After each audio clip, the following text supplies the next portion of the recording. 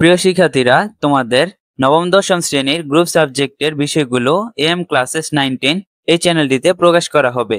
সবার আগে গ্রুপ সাবজেক্টের ভিডিওগুলো পেতে এখনই আমাদের চ্যানেল এম ক্লাসেস 9-10 সাবস্ক্রাইব করো।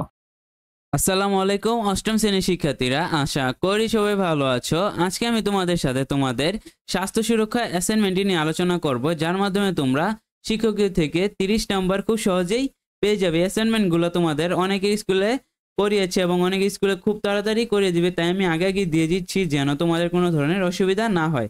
তোমাদের যেই অ্যাসাইনমেন্টের প্রথম কাজটি হচ্ছে সেটি দেখো, চ্যালেঞ্জ মোকাবিলার কৌশল। দেখো তোমাদের চ্যালেঞ্জ মোকাবিলার কৌশল এই ছকটা তোমাদের বইয়ের মধ্যে দেওয়া আছে, ঠিক আছে। চ্যালেঞ্জ মোকাবিলার যে কৌশলে যে ছকটা আছে কত অধ্যায়ের মধ্যে আছে আমি জানি না, কিন্তু এটা বইয়ের মধ্যে দেওয়া আছে। এটার উত্তরটা দেখো, এটা তোমাদের করে শিক্ষকের কাছে জমা দেওয়া লাগবে। এটার উত্তরটা কি দেখো, দেখো কাজের ধারা কি দিয়েছে।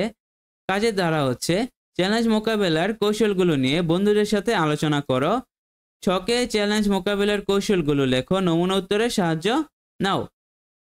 তারপর দেখো উত্তর কি, চ্যালেঞ্জ মোকাবেলার কৌশল। চ্যালেঞ্জ মোকাবেলার কৌশল কি, পুষ্টিকর খাবার ও পর্যাপ্ত ঘুম। অবশ্যই কোনো ধরনের চ্যালেঞ্জ মোকাবেলা করতে হলে আমাদের পুষ্টিকর খাবার সবার প্রথম খেতে হবে, কারণ স্বাস্থ্য ভালো থাকলে আমাদের মনও ভালো থাকবে, ঠিক আছে।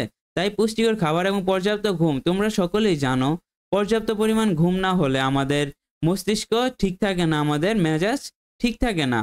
দেখো তারপর কি, আবেগ নিয়ন্ত্রণ ও ঝুঁকিপূর্ণ প্রস্তাব প্রত্যাখ্যান। মানে কোনো ধরনের ঝুঁকিপূর্ণ প্রস্তাব নেওয়ার আগে আবেগকে দেখতে হবে, যে আবেগ নিয়ন্ত্রণ করতে হবে, এবং আমরা কোনো ধরনের ঝুঁকিপূর্ণ প্রস্তাব নিব না, সেগুলোকে কি করতে হবে, প্রত্যাখ্যান করতে হবে। তারপর দেখো, বাবা মা ভাই বোন অথবা নির্ভরযোগ্য ব্যক্তিদের কাছ থেকে বয়সন্ধিকাল সম্পর্কে সঠিক ধারণা লাভ করা। অর্থাৎ বয়সন্ধিকাল সম্পর্কে বাবা মা ভাই বোন নিকট আত্মীয় থেকে আমাদের পরিবারের যারা আছেন তাদের কাছ থেকে এই সকল বয়সন্ধিকালের সম্পর্কে যে সঠিক ধারণাগুলো আছে সেগুলো লাভ করা। অন্য কেউ যদি আমাদের উল্টাপাল্টা কথা বলে তাহলে আমরা সেদিকে খেয়াল করব না, ঠিক আছে। তারপর দেখো, পরিষ্কার পরিচ্ছন্ন থাকা ও প্রজনন স্বাস্থ্যবিধি মেনে চলা। আমাদের অবশ্যই সকলকে পরিষ্কার পরিচ্ছন্ন থাকতে হবে, কারণ পরিষ্কার পরিচ্ছন্নতা থাকলে আমাদের শরীর ও মন উভয় ভালো থাকবে। তোমরা দেখবা যে যখন তোমরা পরিষ্কার পরিচ্ছন্নতা থাকো এবং দেখবা শরীর এবং মন দুটোই ভালো থাকে।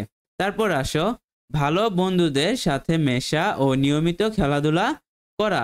আমাদের চ্যালেঞ্জ মোকাবেলা করার জন্য অবশ্যই ভালো বন্ধুদের সাথে মিশতে হবে, যেন আমাদের মন মানসিকতা ভালো হয় এবং আমরা বিভিন্ন ধরনের ভালো চ্যালেঞ্জ মোকাবেলা করতে পারি। সাথে নিয়মিত খেলাধুলা করা, অবশ্যই খেলাধুলা করলে মন এবং শরীর দুটোই ভালো থাকে। খেলাধুলার পাশাপাশি নিয়মিত ব্যায়াম করা, ঠিক আছে। এটা আমি এক্সট্রা বলে দিলাম। তারপর দেখো, ধর্মীয় ও সামাজিক অনুশাসন ও রীতিনীতি মেনে চলা।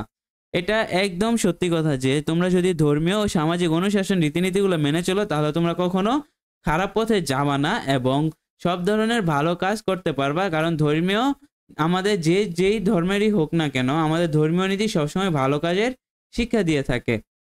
আশা করি তোমরা বুঝতে পারছো। এই অ্যাসাইনমেন্টটি তোমাদের শিক্ষকের কাছে জমা দিয়ে দিবে খুব তাড়াতাড়ি, এবং যাদের স্কুলে এটি নেওয়া হয়েছে এবং যাদের স্কুলে নেয়নি এটা খুব তাড়াতাড়ি নিয়ে নিবে।